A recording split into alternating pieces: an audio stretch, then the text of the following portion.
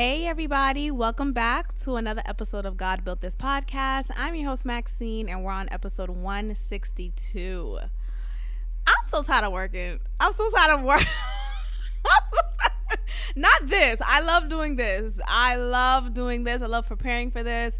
I love scripting out just the agenda for every episode. But when it comes to my job, and I think for me, what irks me the most is I think my introverted side comes out more than I want it to. And what I mean by that is sometimes, or a lot of the times, I just don't want to be bothered. Don't bother me. I don't want to be bothered by you. I don't want you to be like, Miss, what am I doing right now? Or Miss, I finished. I don't want you to talk to me. And I feel like obviously with my profession and in the role that I'm playing in this field of education, I can't have that right to say just don't speak to me, right? Don't get me wrong, there are some times when I'm in my class, I'm like, look, don't speak to me today, here's what y'all doing, don't say two words to me. But I do it in a way where it's like it's just a part of my personality. Like it's not like I'm mad at you, it's just like just stay over there, I'm over here, right? I think though, I am grateful that I'm at a location where that type of attitude is acceptable, because I remember at a previous school that I worked at, I couldn't be my whole self. Like I would be damned if I even uttered those words, even in a jokingly manner. So I am grateful for where I am now, but I'm just like sitting in this cesspool of always being wanted and needed every second of the day. And the introvertedness of me comes out and is like, look, I just want a second to myself. Already within the schedule of the day, it's not like we have an hour lunch per se. Like during lunch hours, right? 11 or 12. And if you do want an hour lunch, you have to wait until your off class, like your off period. So a class period in which you don't have a class to teach, which is typically called your planning period. Like as if every time there's no class for you to teach, you're planning something. It's like, no, nigga, I'm watching a show. I'm catching up with Selling Sunset, nigga. Like I'm not planning right now. I planned. It's being executed. Okay? So I just want a moment to myself, 6 hours in the workday. Is that too much? Like, hello, is that too much to ask for? When I eat my lunch, right, I have to make sure I lock my door because I'm going to get bombarded with somebody, something, somewhere. And it's like, it's not even anybody's fault at the end of the day. It's not like you shouldn't want to get aid from me, right? To make sure your grade is higher or it's not even just moments like that. It's like, you develop strong relationships with people, and so they feel comfortable enough to want to talk to you real quick outside of class time, and it's honorable, right? If you want to get into the mushy gushy stuff, it's lovely. It's an honor that you revere me enough to want to even spend time with me. I really do find it as a privilege. And let's get to the shitty part, right? The shitty part is I just want to be alone, right? And it has nothing to do with you. I think sometimes when you work in an environment where it's quote unquote liberal, there's this expectation to always be happy, to always be positive. This whole toxic positivity that is rampant in liberal workplaces, it's actually abusive at this point, right? Like, how many times do I have to say good morning to you when I pass you in the hallway? Can we get a count? Can we meet our maximum time to say good morning. Like every time I see you, I have to make eye contact and say hello and hey, what you got there for lunch? Like we always got to do this dumbass small talk. I don't want to speak right now. And again, it has nothing to do. I'm just like in my zone. I just want to be by myself. And I feel like sometimes when one's introverted self makes an appearance more often than not, or maybe makes an appearance that's inconvenient to others, there's this personal attack that the recipient may feel as if I am purposely trying to hurt you when I am walking in my own lane, heading to the microwave, which I haven't been using the microwave in a while, so but I'm heading to the printer. I don't want to. Hey, what's going on? I don't want to do that. Hello, is the mic on? Like, I don't want to do that. I don't want to do it. Every time. And look, I appreciate a compliment. Don't get me wrong. And this sounds like very much braggadocious. Like, damn, bitch. Like, you think you all that. It really does. But I get a lot of compliments as far as, like, I dress well. I like to dress well. I like to be stylish. I like to be trendy. I like to display myself in a manner that is just attractive for me. Like, it makes me feel good. I really live by the motto of when you look good, you feel good. And so that's really that's my motivation every morning, or even like before I rest and get ready for the next day. I always think to myself like, okay, what do I visualize myself wearing the following day? What am I in the mood for to wear? And that just gets me going. It motivates me. But in doing so, it conflicts with my introverted self that makes an appearance, because I'm always met with compliments. Now, humbly, I appreciate a compliment, but every fucking day, you like every outfit?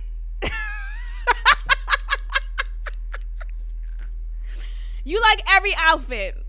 I look good to you every day? Like, damn, like what's going on? I remember I had to tell this coworker a while ago, and he stopped. He listened, which I appreciate. Like, he listens and he stops, right? But I had to tell him, can you stop? Like, can you stop commenting on my physical? It wasn't even like it was a compliment. Like, no, he was complimenting me, but it was like everything I did, he noticed. Everything I did. And then, to the not average woman, but like, in the movies, there's this like longing for women to have their man recognize their new hair color or their new hairstyle, and wow, I love your shoes. Like, there's this longing for that according to what the media presents, right? As for me though, I appreciate, don't get me wrong, but I'm never going to, here's the thing about me. I'm never going to ask you, do I look good? Absolutely not. Absolutely not. I'm never going to ask you, do I look good today? Do you think I look good in this? Do I look fat in this? You will never hear that from me ever in your life. Do you hear me? Why, Maxine? Why is that it's a big deal to me, because I will never give you the opportunity. I'm not going to open the door for you to possibly say something to me that could wreck my spirit, that could make me double think my outfit, which I won't though, because I'm pleased with myself and what I decide to wear, and how I decide to present myself physically. But even still, I don't welcome any possibility of you saying, no, I don't like that color on you, or no, I don't know if that's a good fit for you, or yeah, you do look kind of big in that shirt. Like, I'm not even going to allow for that conversation to even happen. So don't even catch me, like, you won't even catch me asking you, do I look good today? Like, I know I look good. I left the house knowing I look good. Or I could think to myself, hey, I'm leaving the house knowing that I didn't really put much effort behind it. I'm still confident who I am, yada, yada, yada. But, like, I'm looking kind of dusty, right? Like, either way, I'm aware of my appearance leaving my residence right now and entering into this new place, right? So, that's that.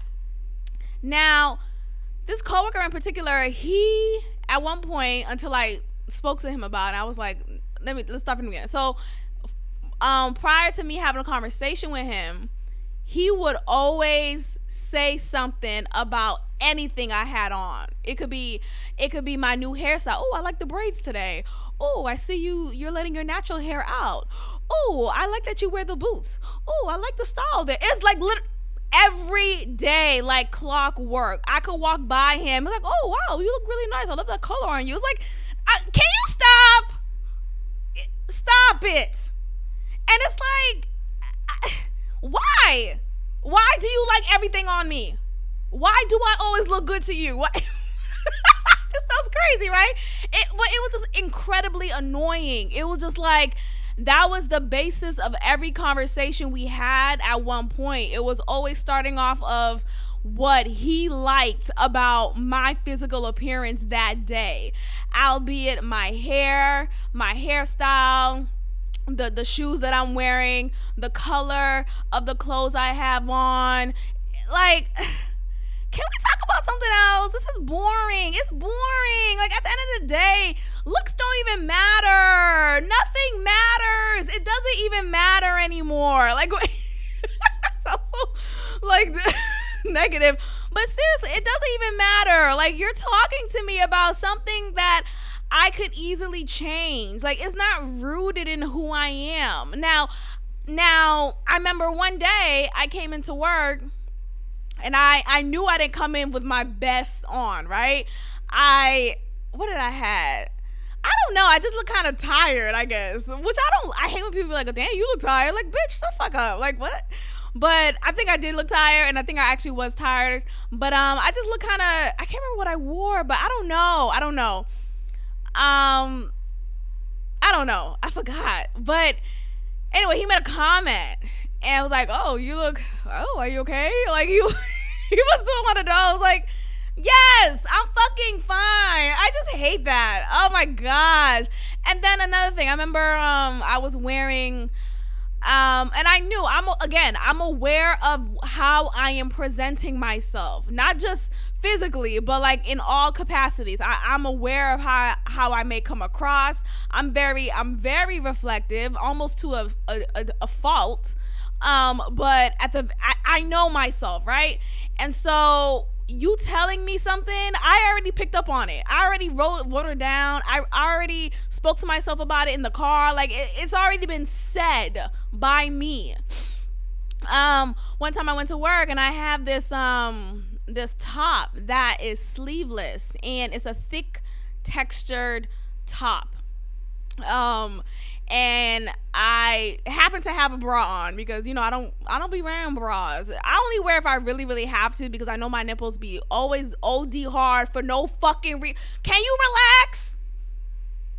It's like, I'm not even horny. I'm not even hot. Like, what else will get your nipples hard? Like, I'm just always fucking hard. Like, nothing's wet going. Like, stop. It's really annoying, because sometimes I just want to wear, not sometimes, all the time, I just want to wear my tops with no bras on and not have to worry about these shooters on my breasts. Just these laser beams going at you.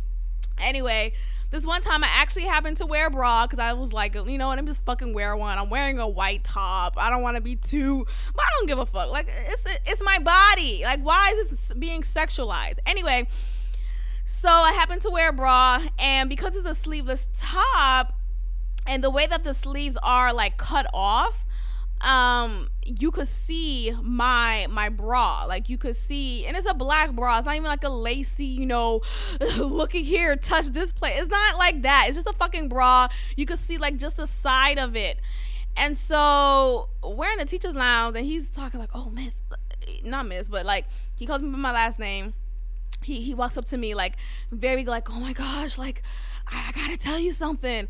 He's like, do you know like your bra is showing right there. Yes, I fucking know this. Like, okay, and are you okay with it? Are you uncomfortable that my bra is showing right? Is everybody uncomfortable? Should I make an announcement? My bra is showing, you guys, in this outfit.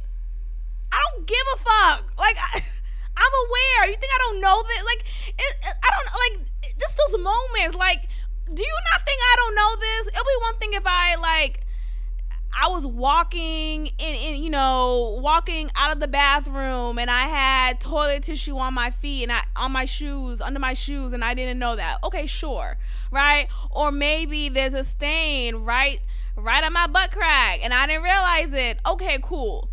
But other than that, I'm aware that my bra is showing. It's okay. We're all going to be okay. Okay? All right, let's get into this topic. So let's get into Ready to Love, Reunion Part 1 episode that came out recently. And look, I get why Joy turned off a lot of people from this episode. Don't get me wrong, I do get it. I just feel like, so what? Because what I'm hearing from this, from a lot of the feedback that I'm seeing, and just the commentary around Joy in this reunion Part 1 episode, is that Joy is not a girl's girl. She's not a girl's girl, right? She's not one of the girls. She doesn't hang out with the girls like that. Fuck girls. Hello? Is the mic on? Fuck girls. Let's start there. Let's start the fuck there. Like, I don't care. I mean, this explains why I have 77% of male listeners. Shout out to y'all. No, but look, I have never been the type to be like, oh, just because you're a woman, just because you're a girl, I'm gonna be your friend. I'm going to like you. Or we gotta stick together. Or boys versus girls. I never understood the whole gender war. Like, even growing up, I know we did it for fun, right? You know, you play tug of war in the gym. Okay, do the boys versus girls. So it's the easy divider, right? But aside from that, I don't make friendships off of gender. I realize that I don't necessarily make friendships in support of gender. How am I saying this? What I'm saying is, like, I typically feel more comfortable and more inclined to spend time with men. Hello? I typically do. I find myself, this is kind of transparent right now, but I find myself excited or desiring that attention. I guess that's, hey, I'm being honest. Hello? Because what? I'm attracted to men, right? Just like a man would like to be in the company of women. Let's be fucking honest. A man would like to be in the company of women, right? Because you are, considering you're heterosexual, you're attracted to women. You want to be in the company of beautiful women. That's how I feel about men. I like to be in the company of men. And it's not even like I'm trying to fuck, right? Or I don't say that. But it's not like that, right? It's just I like to know that I am attractive to you. Ooh, this is transparent. No, I mean, I think there's just something to it. Just like naturally, I've always like flocked to that because I appreciate that attention in the sense. Now, let's talk about like women and female relationships and friendships overall. In my experience with girls growing up, stemming back from elementary school, high school, undergrad, workplace, like I oftentimes meet women, not all women, because I do have valuable, quality, good-spirited, positive female friends. So I am appreciative of them. And I do I see you. I see y'all. We see each other. Okay? But the other girls, let's get into those. The other girls, I come across a trend of women who are haters, like just intrinsically haters, intrinsically catty, intrinsically not really happy for you, waiting to hear you and your man broke up. Oh yeah, he wasn't shit anyway. Instantly calling something negative out of you, instantly just demonstrating their miserable ass. Now, I'm going to say something that sounds very strange because I am an Aquarius, okay? That is my zodiac sign. I have recognized historically, I don't fuck with Aquarius women. Hello? It's oh my God. And it's more of like, it's hard to explain unless you are an Aquarius woman. Like there is a vibe with, and I'll put myself in the mix because I think that's only fair, right? But I think there's a vibe with Aquarius women that, okay, I can only speak for myself, right? I know for me, I'm complex. I'm complex.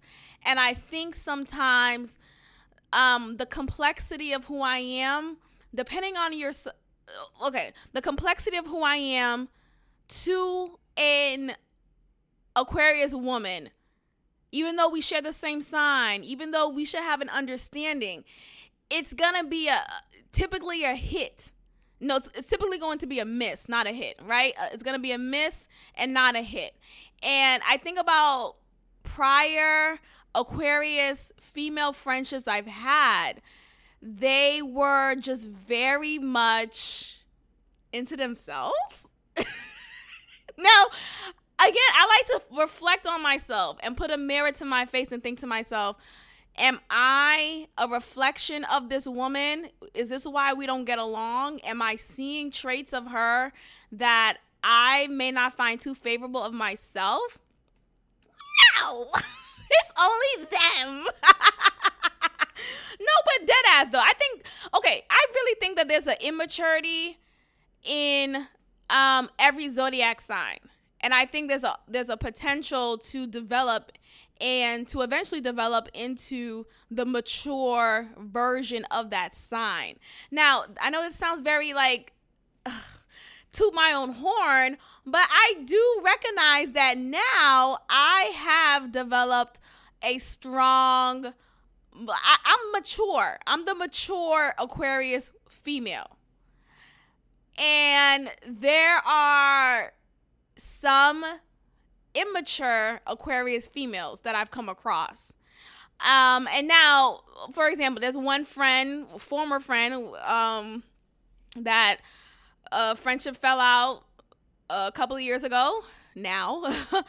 And she's an Aquarius woman. And what I recognized in her was that she was, I feel like the word narcissistic is being overused, but I definitely feel like there was some narcissism there. And I think with her, there was this just all about me, this lack of accountability, this lack of compassion or understanding. And it eventually resulted into our friendship demise. As for me in that receiving end, I was the Aquarius female who was mature in the situation, who who was compassionate, who was sensitive, who was understanding. And unfortunately, that wasn't reciprocated. Now, you may think, oh, that could just be one, just happened to be an Aquarius woman. Okay, sure. Let's fast forward to now. I'm in the presence, the frequent presence of an Aquarius woman, and she reminds me of this previous Aquarius female friend that I had.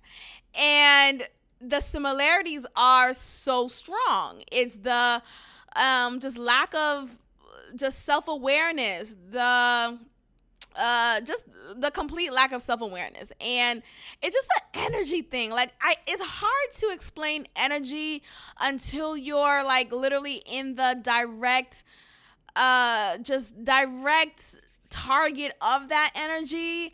And I just happen to notice, like, maybe this zodiac sign for females that happen to be the sign that I share, we're just not compatible, which is strange because we should be. But I do find myself more compatible with earth signs. Like, I have a Libra female friend, and she is amazing.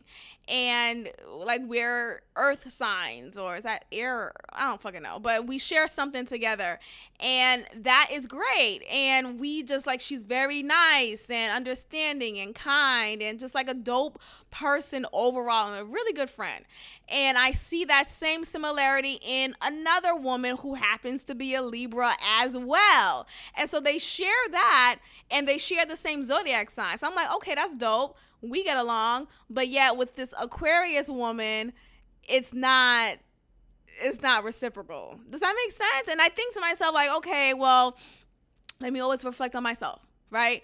What am I doing that may be presenting some type of strife? And it's nothing, right?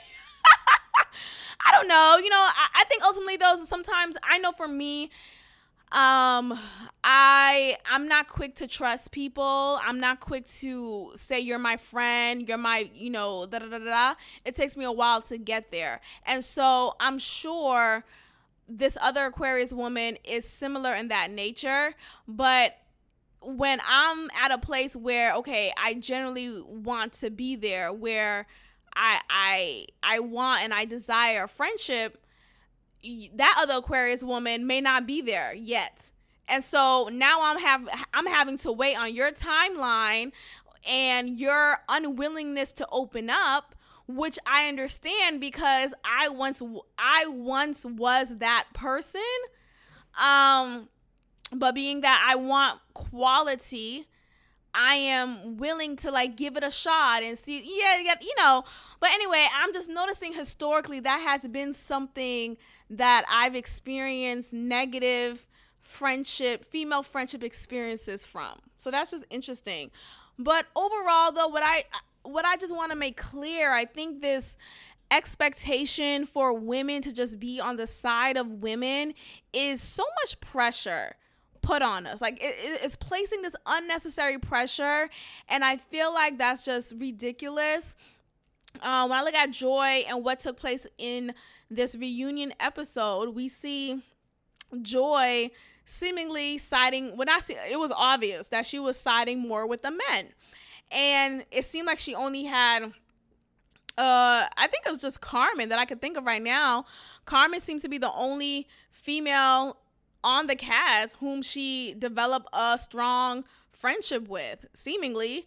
And that makes sense in my head. Like, I'm that girl too. Like, I'm not quick to befriend everybody. You're not my friend. Like, I don't know you like that. I don't trust you like that. I watch the way you move with the other person. I don't know. Okay? So I'm not going to be quick to be like, you're my bestie, you're my best friend. I'm not one of those girls. And there's a lot of girls like that. I'm just not one of them. So I am understanding how Joy could be friends with just one female on the cast, because at the very end of the day, more often than not, you find more of just a weird vibe with many women, just like this weird shady, I'm gonna shade you, I'm gonna make you feel less than, I'm gonna talk down to you, or look, I'm fancy, you're not. Like a lot of this weird energy from some women that just is a trend amongst women. So naturally, because of these like poor experiences with women and girls just growing up in my day, I'm going to flock more to men, right? I'm going to flock more to men whom, hey, you may find me attractive and you may treat me a little bit nicer. Okay, like that makes me feel a little bit good than being in a group of women whom don't care about me, who don't show genuine interest in me, or just want to be in my presence to look like they have female friends, but you're not really one. Like it's just weird. So I fucks with Joy. I like that Joy. I don't find that to be weird. What I do find to be weird is when there's a woman who is friends with everybody. Everyone's my bestie. She's my best friend. She's my best friend. She's my best friend. I know a couple of girls who are like that, and I just didn't trust those type of women, because at the very end of the day, I see friendships as just it's an energy exchange, right? Like it's a lot to develop relationships with people, and to call you my best friend. Now you can have, I believe you can have more than one. I just think though, to have such strong bonds with multiple people at the same strong level, like it doesn't even sound right. It doesn't sound realistic. It sounds like a lie. Like it sounds like you're just putting on a show. It takes a lot of energy to be friends with people. Like in my opinion, at least for me, everyone's different and that's fine. But for me, it takes a lot of energy to be friends with someone. Like, oh, I got to get to know you. Right? I gotta open up to you. I already don't trust people like that, but those who I do trust, like we've built a bond. You've proven yourself as trustworthy, and vice versa. Now I gotta do it again with 10 more people. Like it's a lot. So I feel like with Joy, just having Carmen as seemingly her close female friend from the cast, I don't find that to be an issue. Now we see Joy siding with the men. There's an example of her hugging Eric, who apparently inappropriately touched Dakia. Now Dakia still hasn't revealed how he touched her. He just apparently touched her in a way that a lady shouldn't have been touched, according to what she said. Now, I'm assuming he either grabbed her from, grabbed her breast, he grabbed her by the pussy, or he grabbed her ass. Like, I don't know. It's only 3 other places. Like, what could be the issue? But, of course, you could always definitely object to unwanted touch, unwanted affection, like, stop, right? Which, look, I get it, which is why I feel like more often I think women should be the one to make that first move, so that the lines aren't blurry. Does that make sense? I think it's okay to maybe gesture or just literally take his hand and place it where you want it to be placed. Like, I want you to touch me there. Hello? I want you to touch me there and move your fingers like this. Do it like that. And move your tongue this way. Do it like that. Okay? I think that's fine. And what seems to be confusing to me as the viewer, as the third party, as the fifth part, I'm not nowhere part of this show, but as a distant ass party, it's confusing to me, because you have Dakia, who did present herself as more of this forward sexual being, which, look, there's nothing wrong with that. Like, you can demonstrate your sexual attraction for someone And that shouldn't be, ridiculed or anything. And she definitely demonstrated that towards Eric. There was an obvious attraction there. She acted upon it. She would say innuendos and he would catch it and kiki. And apparently, because it wasn't shown on camera to us, but behind cameras, they actually did kiss. So there was an exchange of more sexual activity that's beyond words. It actually reached a point of physicality, right? So now we reach a point where my tongue is massaging yours. My tongue is massaging yours. Okay? Now, at this point, I would assume both parties are in agreement. Sometimes you don't have to say things, right? You don't have to discuss, hey, do you mind if I touch you, right? Like, okay, I get it. We live in a time when, me too, we have to maybe just make that a question rather than an expectation or whatever. But I think though, prior to even getting there, if you've reached a point in your relationship where we've moved past the word and the word play and the tease of it all. Oh, we kissed. Okay, we kissed. And obviously if we're kissing, our hands, not to say that his hand was immediately on her ass, but I'm sure his hand was around her waist when they were kissing. I'm sure her hands were on his chest and around his waist when they were kissing, right? There was a closeness there, right? I'm sure she felt his penis rising.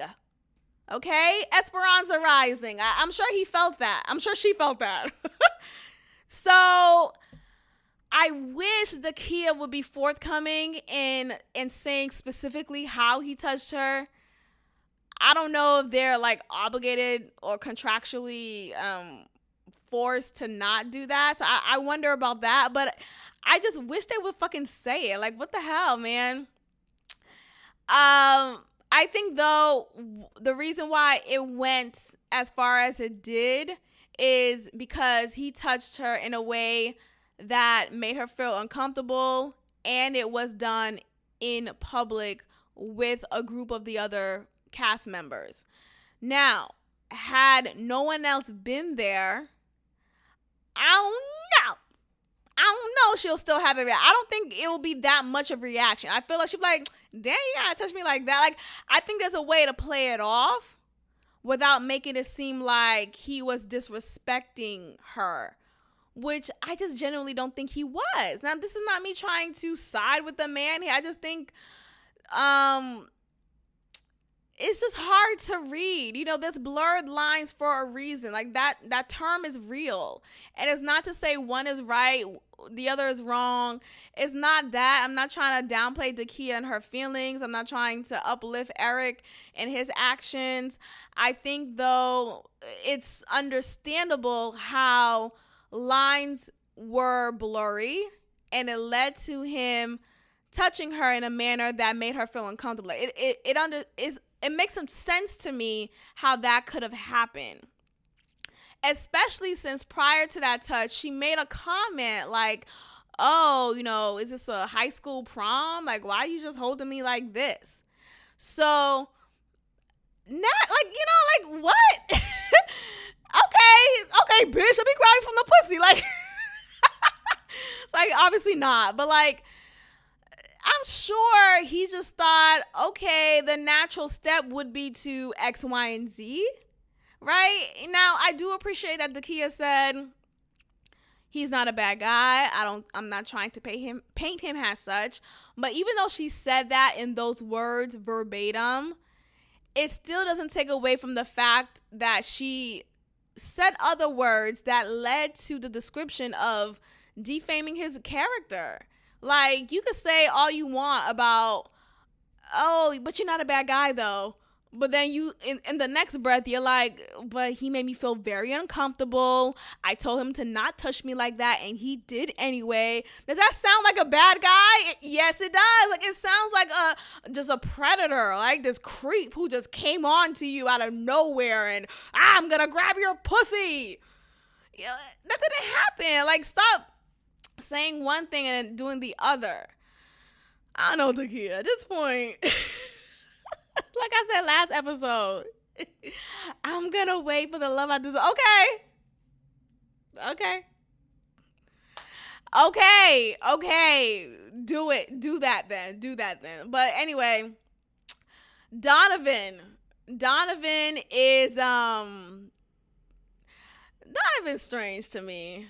You know, I didn't realize he was attractive until like later on in the season. I think initially what turned me off about him was he had this like Cabbage Patch face. Like, are you a doll? What's going on? And it was just hard for me to kind of tell him. I don't know. But until I saw his height, until there were scenes where we saw his full self, I was like, oh, okay. So, you know, I get how he made it this far. I get that I understand how he made it to the end. Now, do I believe him and Carmen? No, I don't. That's the answer. But what I do believe I don't think it's a genuine, like, quality, I'm really trying to wife you down or just be in this long-term relationship. I don't think it's one of those. I think it's just like, look, we made it to the end. I do find you attractive. You find me attractive. You know, we just here. You know, I don't think there's an intention for something further. I think they're just fucking around. I think Carmen is a sexual being, which is totally fine. And I think Donovan is just like, hey, you know, you fine. You know, you thick. He likes that, apparently. Well, you know, you can like a thick woman like Carmen, and then in the next breath, like a Sabrina who is petite. Okay, so anyway, I think Donovan is I think he lacks depth to me. Like, I think he just doesn't.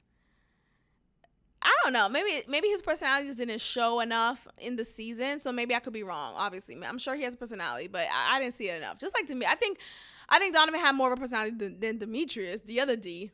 Demetrius just sits there barefaced, like, are you okay? Like, he literally never smiles, and when he does, it just feels like this like slick, smooth, cool guy smile. It just feels weird. But what I didn't appreciate about this episode of the reunion is that they paint, I guess the way that Tommy, the host, was presenting, maybe he was trying to be funny, but the way that he was talking about Sabrina was, I think it was a little off-putting for me. Now, I obviously did not agree with how Sabrina carried her love interest, her connections throughout this season. I think she did play all those niggas. I think she played them for fiddle.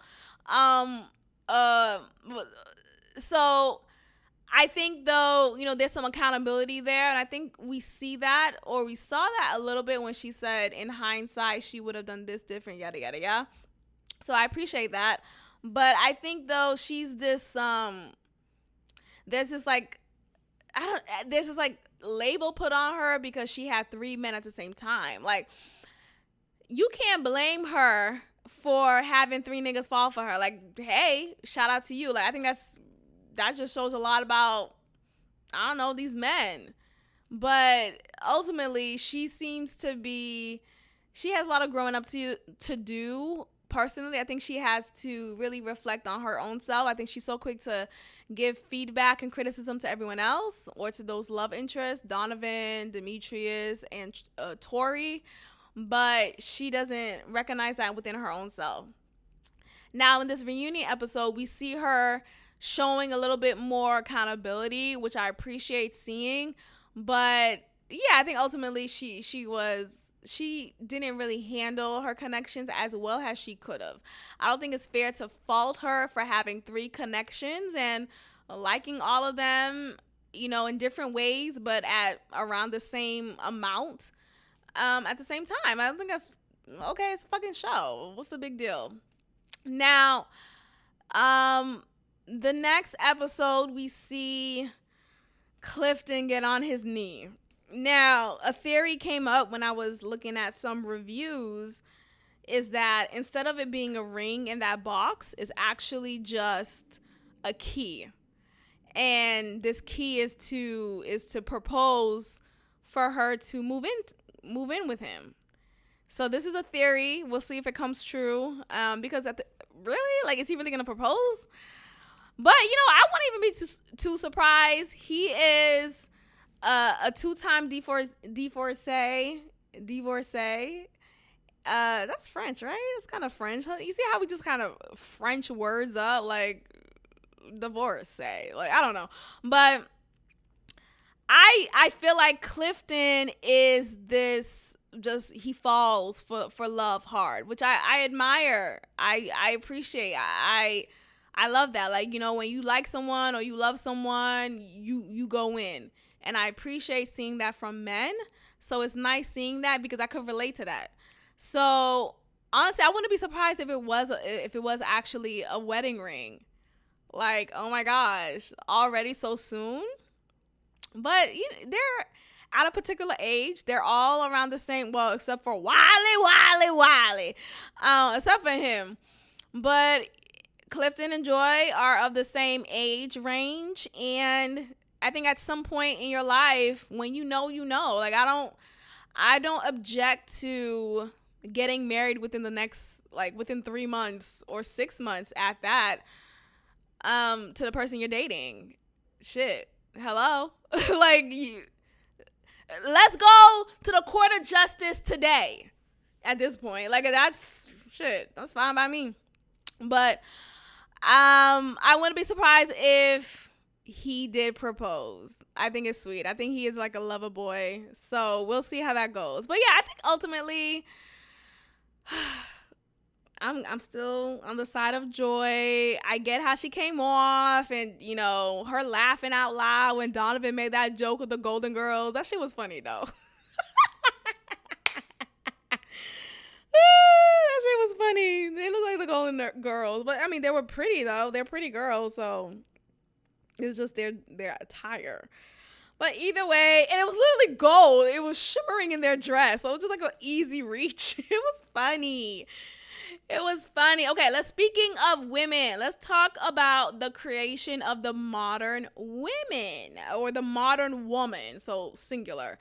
I came across this post on Instagram Live, and it's from a former writer of Cosmopolitan, which is a magazine that targets women and women's lifestyle, women's rights, and women's beauty and health and relationships. It's just a target for women. Now, I don't know if Cosmopolitan is still in publication.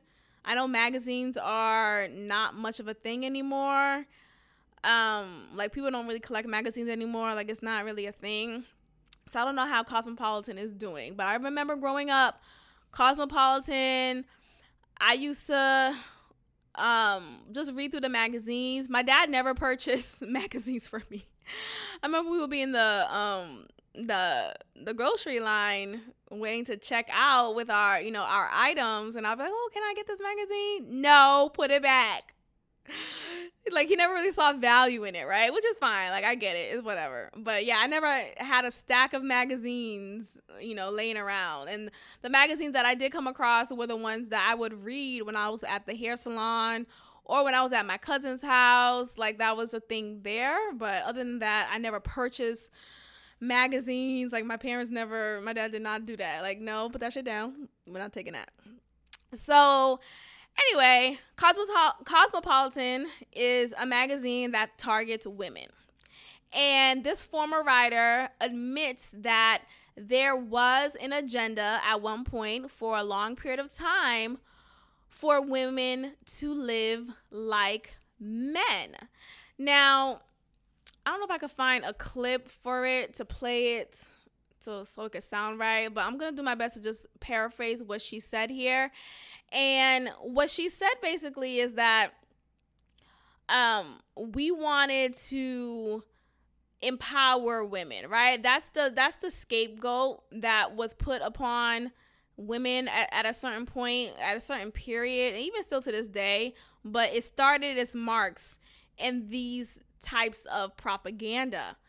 And the point was to like, hey, women could do this just like a man can, maybe even better. And here's a way for women to live like men is by promoting reproductive rights, right? Which is specifically abortion rights, right? So, hey, this is going to be pleasing to the boss because the boss is typically a man, and the man boss, the male boss, is going to feel more comfortable hiring this woman because this woman is quote unquote progressive.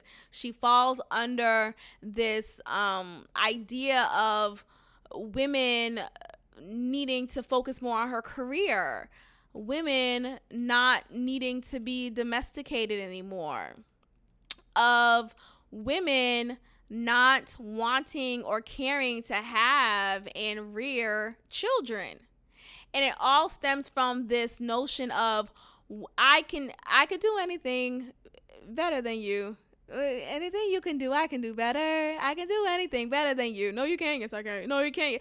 And became this like fight, right? Like I could do things just like you can, man. And for so long, this was this push, right? More women in the workforce, more women aborting their babies because, hey, if I don't have to worry my boss that I'll be out for maternity leave, then I'll be able to get this promotion. Then I'll be able to make partner. Then I'll be the CEO, CFO. Like, I can make it higher. I could climb this social ladder and really be this respected figure in this field. But in order for that to happen, I have to be like a man. Now, look how patriarchy comes about. Isn't that interesting? Like, in order for that to happen, I have to be more like a man. I have to think like a man. I have to, sure, I could use my lady charm, right? I could use my sexual appeal that's natural as a woman, but I have to think like a man. I have to move like a man. I have to strategize like a man. And the way that looks is not catching feelings, right? Not getting attached, having casual sex, being promiscuous, being more career focused and driven and ambitious. And it's funny because this is making it seem like women just naturally can't be career focused, right? Like, hey, you're a woman, you should only focus on your children. I think, though, when we fail to realize the parts that we play and we like to mesh that in with, well, I could do it just like you can, right? Well, I'm just as strong as you. We fail to realize who we are and who we were created to be. Like, we were created differently for a beautiful reason. And to that has been tainted, that has been spoiled in the society, and it has infiltrated the minds of many women thinking that, well, in order for me to be successful, I have to be a man. I have to be a bitch, right? Oftentimes you hear celebrities, female celebrities who said they were called a bitch or they had to become a bitch because they decided to be assertive or aggressive and, get their points across. And unfortunately, they were painted as this like angry or bitchy type of female because of that. And it's like, why can't we still get the respect that we deserve with our natural womanly charmed, charmed self? Like, why does me being assertive take away from my femininity? Why does me being aggressive take away from my femininity? Like, why can't two things be true? Why can't I still be a lady and still be a boss? Why can't I still be a mother and still be a fierce worker in this field that I'm in. I remember with Bethany Frankel. Shout out to Real Housewives of New York. In case you guys watch it, you'll know who I'm talking about. But she's a legend, okay? She's a legend of that show. One of the legends of the Real Housewives franchise. I stand for Bethany. Go to sleep. Go to sleep. If you know, you know. That episode with Kelly Ben Simone. Oh my God. Classic.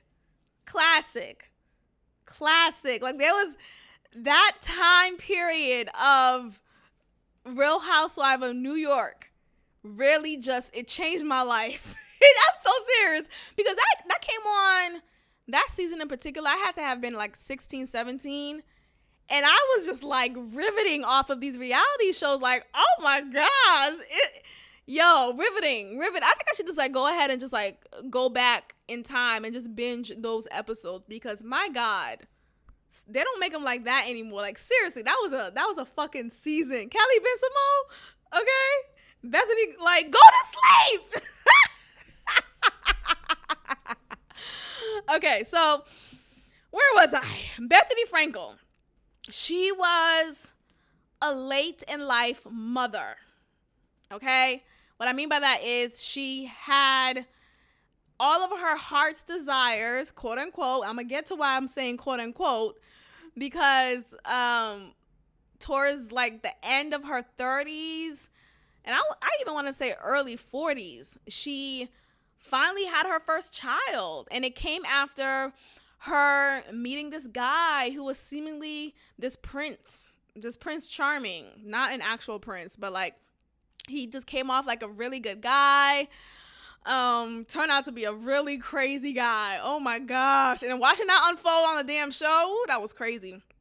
But prior to that, it was lovely to see. Oh my gosh, look at her. She's an older woman who was still able to, have a child. I don't know if she got IVF, but she was able to carry and birth a child.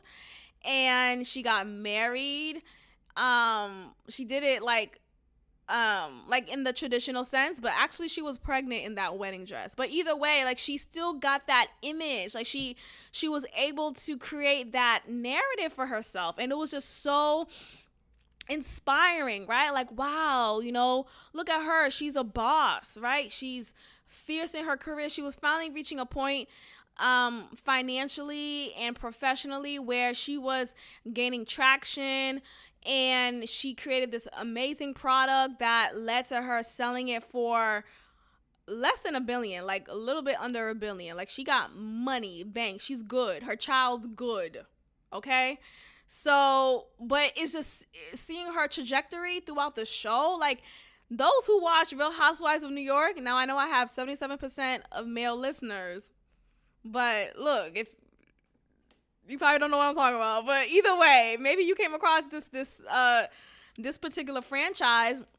But with Bethany Frankel, she was the poor one. She was the poor one of this franchise. She was the broke one. She was the one like living in the guest house of one of the castmates, or even her summer house. She was living in the summer house of one of the castmates who she was best friends with at the time, Jill Zarin. And they were like, she was the brokey. She was the one who was like the charity case that Jill Zarin kind of took under her wing. And she kind of felt this like superiority complex towards her because she was, Bethany was the broke friend. And for her to be on this show, Real Housewives of New York City, it took a lot of guts to like, wow, you're presenting yourself as the broke one, right? And you're, the only one in this cast that don't come from money, didn't grow up with a silver spoon, a spoon at all. I don't think she had any dishware, no utensils. But either way, she was the broke one, okay?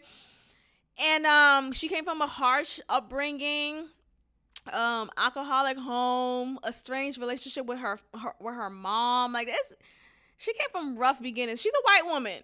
And not to say white women can't, but I'm just saying, like, she was one of the white women on the cast, and to see this reflection of a white woman who was the broke one and who came from a harsh upbringing and who made that very just like obvious in the way that she carried herself. Like Bethany was the harsh one and like kind of hard and rough around the edges. So we see her kind of just grow. Like I was watching her grow. My 16-year-old self was watching this 38-year-old woman finding her path, finding her way while navigating through financial hardships and trying to push forward a product that she believed in. And it finally worked. It finally paid off. And she, she's reaping the success of her product, which is amazing. But she was missing the connection of love, of a partner, of a husband, and she wanted those things. She wanted a child, but she didn't have that at that point until she finally met her ex-husband. Now I think he's her ex-husband because they've been on this like divorce fight for years. Either way, so they got married, they had this baby, and Bethany Frankel, she even got a talk show. She doesn't have any more. It only lasted for a season. I don't think that season even like completed. But either way, she kept on professing, you can do it all. I'm living proof that you can do it all. You could be a boss. You can make so much money in your career. You could, be so fierce in your career, and you could be a wife and a mother and yada, yada, yada. And that wasn't true. Like,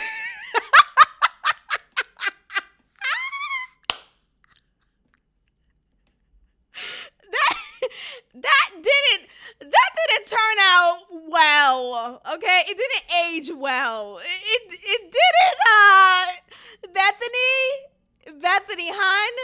What can you say now? Now, don't get me wrong. I'm sure there are plenty of examples of, and I'm talking about like really strong in your career. I'm not talking about, you got a little side job, right? Maybe I'm not gonna say a specific career because I don't want to like shoot at anybody. But I'm just saying, like, there's a difference, right? Like being a CEO of your company or any company, and still being just like a present, amazing wife, having a lovely, healthy, successful marriage, and having children whom you are, present with, and you're rearing, and you're just indulging in just the motherhood of it all.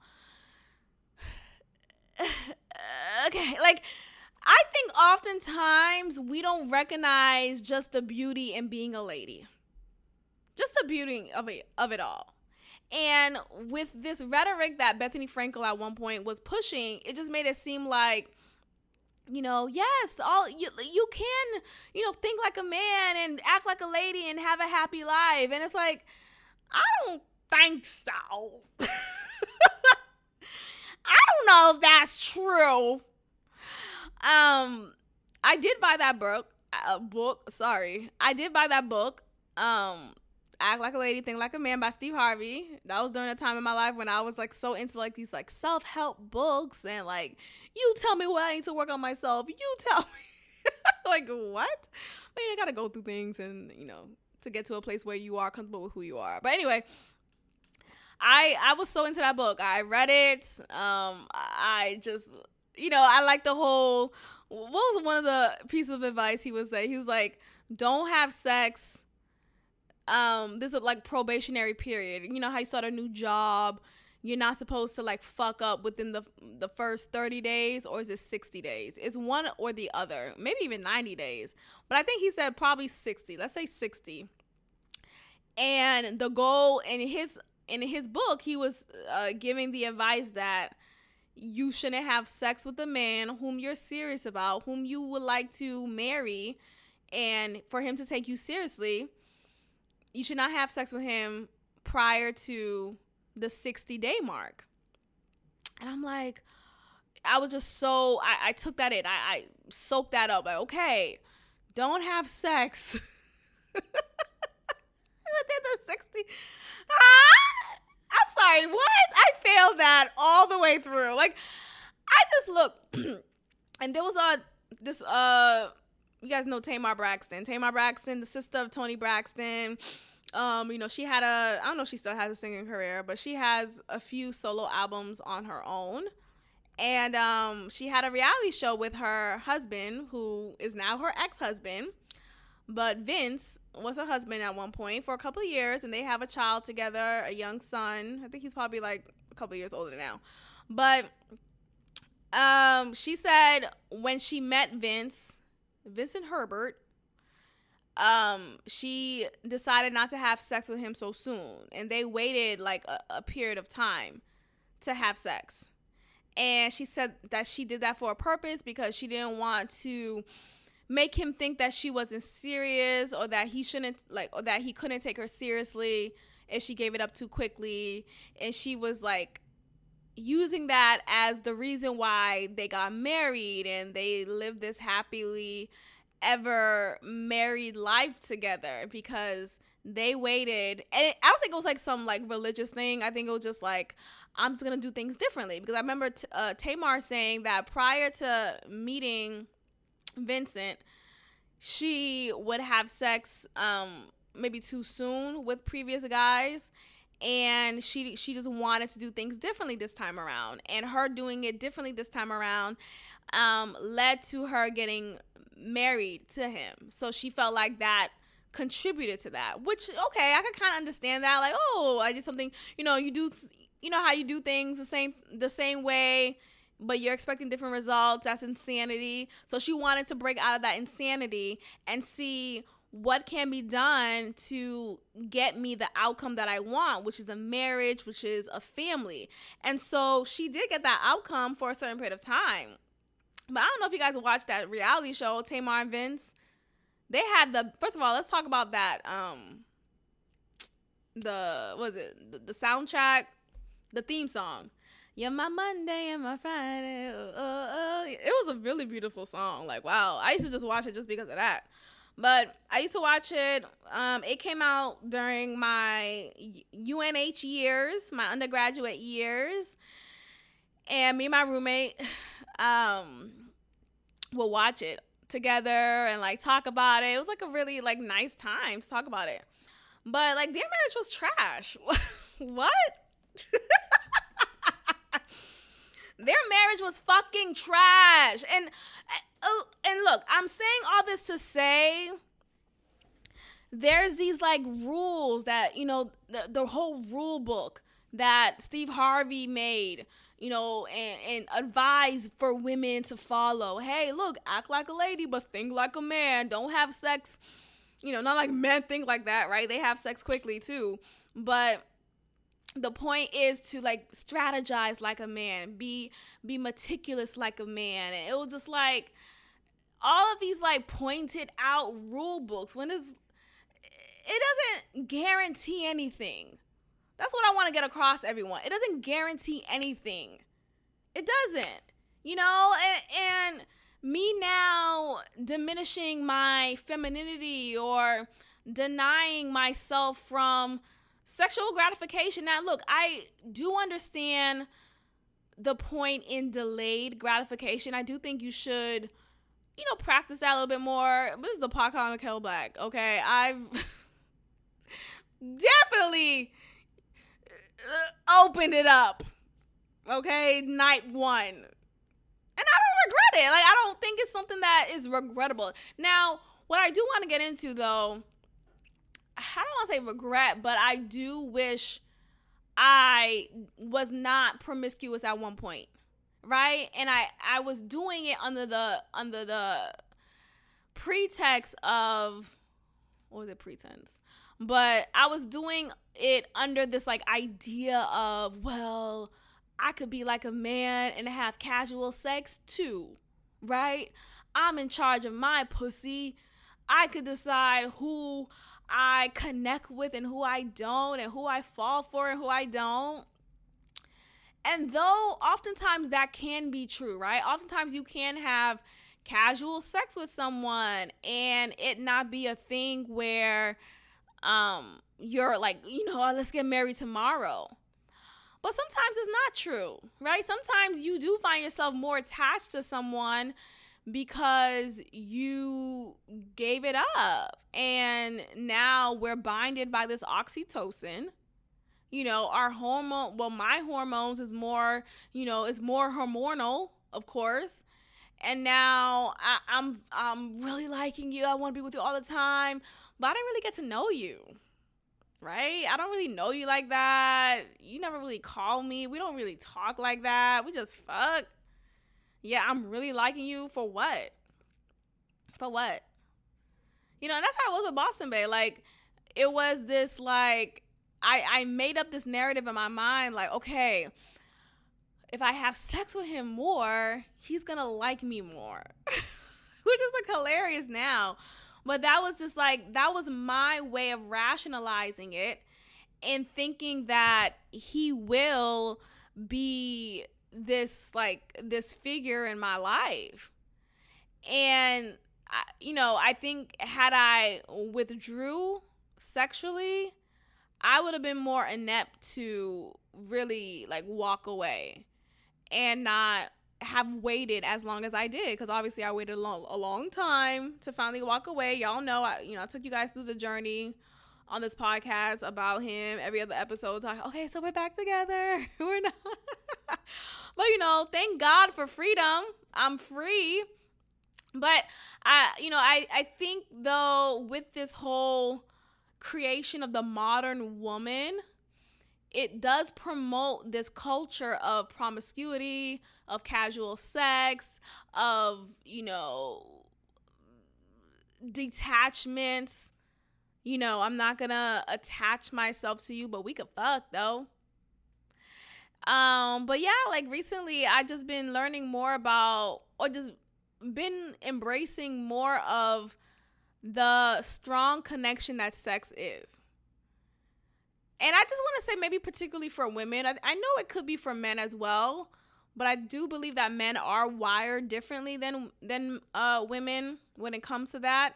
And I think women are more naturally, I know there's the outliers. Of course, there are some women who don't, and some women do really be like men. I get it.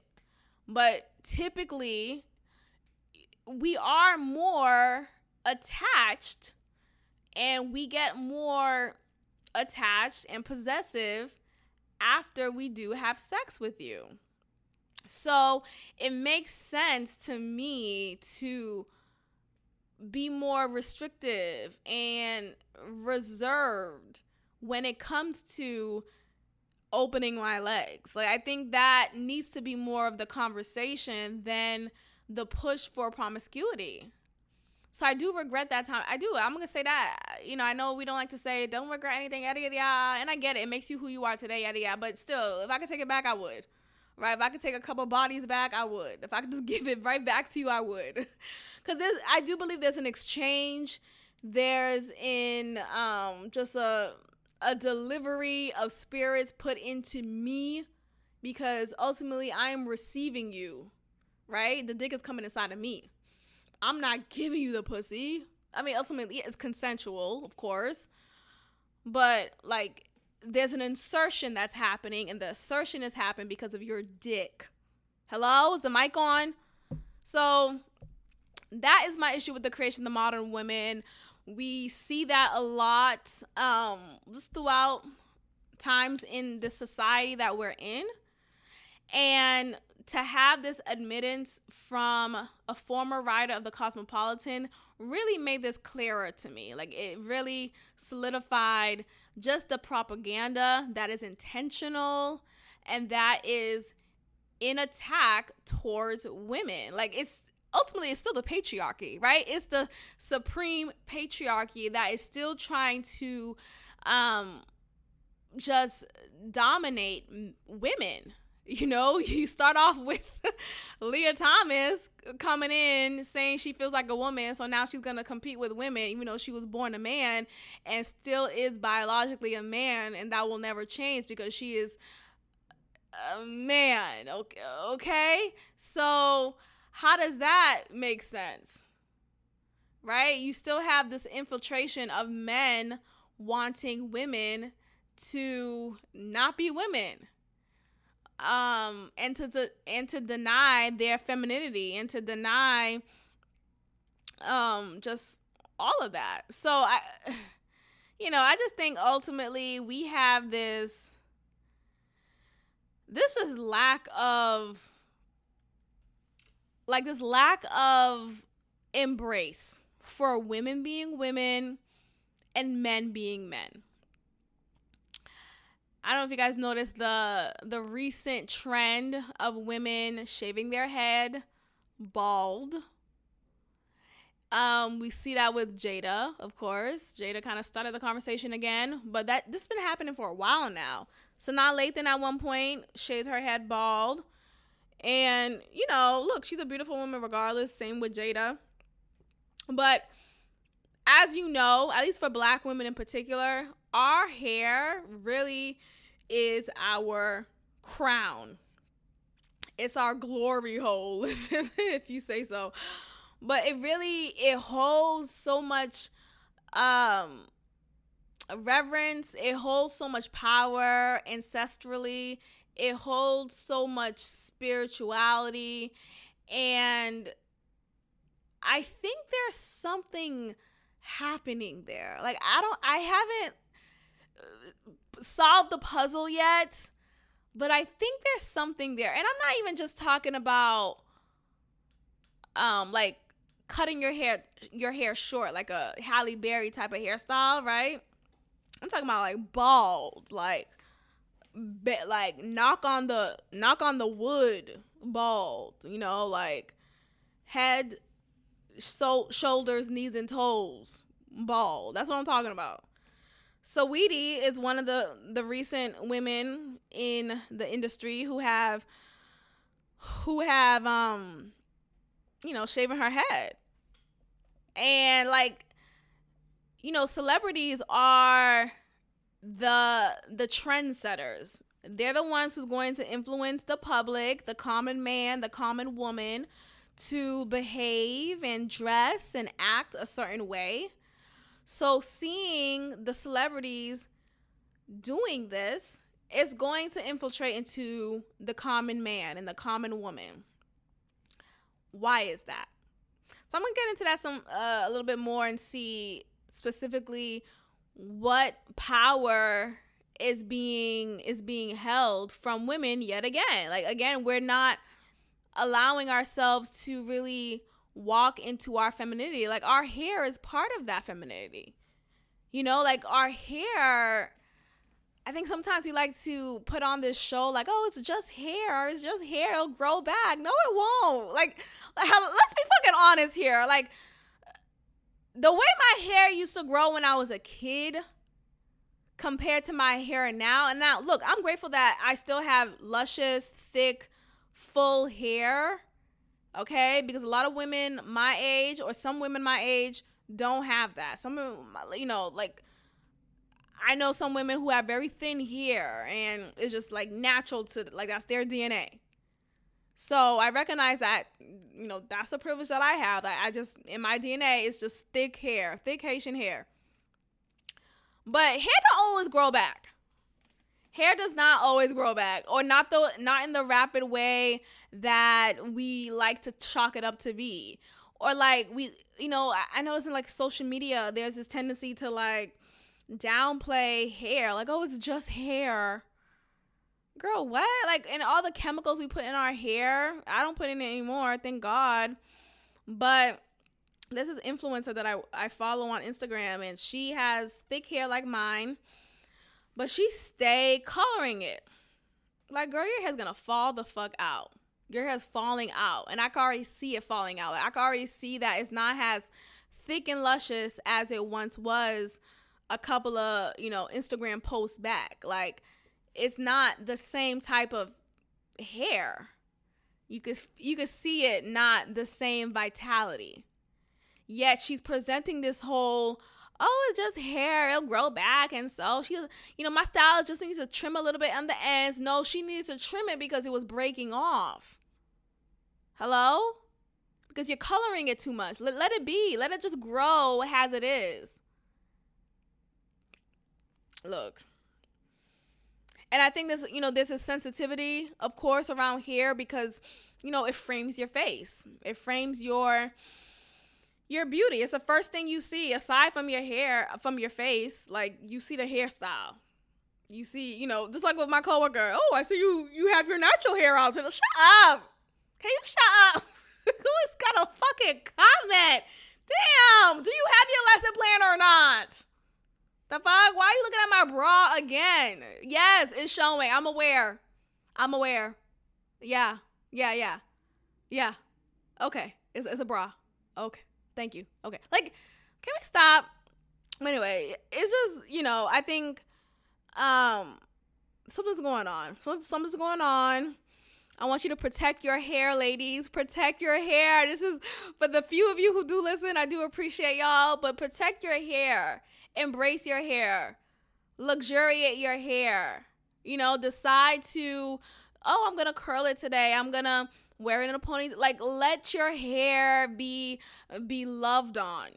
Don't just shave it off, because it's beauty. It is a part of your beauty. And I know, I get it. It's a tricky subject because, there's a lot of medical conditions that impact hair growth, hair loss, and it impacts women in particular. So I get that, but I'm not talking about that, right? Aside from that, I think for women who don't have the misfortune of having a medical condition that impacts their hair, right? Like alopecia or X, Y, and Z. Why not embrace this blessing? I think it's a part of the blessing, and we tend to like see it as a minuscule thing. Like, oh, it's just hair. It's not fucking just hair. Like, and that song, India.Arie, I am not my hair. I am not this. It's a really beautiful song, though. I get it. I get her point. I do get it. But even her, she shaved her head bald. Like, why the fuck y'all shaving your head for? And I get it. Like, I don't know if I get that part yet. I don't know. There's this like idea that your hair carries energy. Like, it carries, right? And if you're going through a hard time in your life, like, remember when Jada Pinkett Smith, I forgot her name in the movie, but in Set It Off, when she shaved her head bald after she got away with the crime and she was just trying to live a new life and move to Mexico, she shaved her head, and that was her way of like releasing old feelings and thoughts, and her now embracing this new look. And it was also her way of kind of getting away with the crime. Right? Like, she needed to get into a whole new physical identity. So that was also a plus. But aside from that, though, I think, just stop shaving your head. I get it. Not supposed to say that. Oh my gosh. Hair is just hair. It's just hair. No, it's not just hair. Hair is fucking political, dog. Like, when my hair was locked, when I had locks, it was always a fucking conversation. Like, it was anything I did with my hair. Like, when I had locks, when I reverted to my natural hair after I cut off and I get it, like, sometimes when you have to cut off your hair because you want to start new and grow your hair from a fresh, natural state. Like, that's what I had to do when I was growing out my relaxed ends, and I wanted to only have natural hair from here on out. And I never looked back since. I haven't put on a relaxer or any chemical in my hair since I've gone natural. And this was 2013. So it's been a couple of years. And I love that I made this decision. But that was for that reason. It wasn't like, oh, I'm going to shave my hair because Jada Pinkett Smith did it. No, I'm shaving my hair. I'm not shaving. I didn't shave it off. I just cut off the relaxed ends. And I had a teeny weeny afro, a for the purpose of only having natural ancestral hair coming out of my head. So that was that purpose. But aside from that, it was just... yeah, it was still embracing for me. Like, I love playing with my hair. I love recognizing, oh, wow, like, I can't take care of my natural hair, and I can't embrace this, and I can't love this. Like, it was a self-love thing. Now, I see a lot of women just like, I'm gonna shave it off. Well, why? Think about that. If you're familiar with the biblical story of Samson, who had really thick hair, thick, luscious hair, and I think he actually had locks, which confirms that there were black people during the biblical era. Now, I'm still kind of doing research. I don't know. But sometimes I just go back and forth, like, who was black in the Bible, right? Like, who, But, one could argue black people has been from the beginning of time. I get it. But I want to see that clearly stated. Did I miss it in the Bible? Who was the black one? So I think Samson had to have been the black one because he had locks. He had thick, luscious hair. And his hair held so much power for him. Like, it was the source of his strength. And one of the women, a prostitute actually, or a sex worker, right? That's a correct term to say. Like, the hoe over there. Yes. Okay.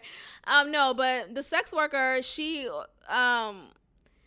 was put on an agenda to seduce him, have sex with him, and cut off a lock of his hair. A good amount of his hair, actually. So she cut off a couple of locks of his hair after they had sex, and he's deep in slumber. She bang, cut it off.